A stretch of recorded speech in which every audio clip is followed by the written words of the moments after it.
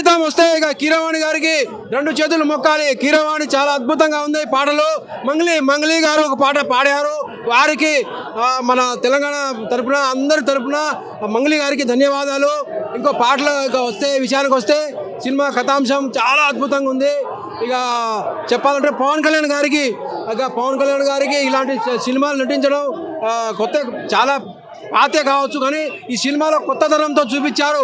పవన్ కళ్యాణ్ గారి రాజసం కావచ్చు, నటన కావచ్చు, గంభీరం చాలా కొత్తగా ఉంది. ఈ సినిమా హరిహర ఈరమల్లు చరిత్ర అందరూ తెలుసుకోవాల్సిందిగా నేను మరీ వినియోగించుకుంటూ అందరికీ నమస్కారం. సినిమా ప్లస్ మెయిన్ అంటే ఫస్ట్ హాఫ్లో వచ్చే కొన్ని సీన్స్, యాక్షన్ బాక్స్ అయినా సరే, లేదంటే పవన్ కళ్యాణ్ గారి స్క్రీన్ ప్రెజెన్స్ అయినా సరే, లేదంటే కీరవాణి గారి బీజిఎం, మెయిన్గా చెప్పుకోవాల్సింది కీరవాణి బీజిఎం. సినిమా ఎక్కడ కూడా ఆయన ఒక డల్ బీజిఎం కానీ ఏం లేకుండా నెక్స్ట్ లెవెల్ ఇచ్చాడు బీజిఎం అయితే.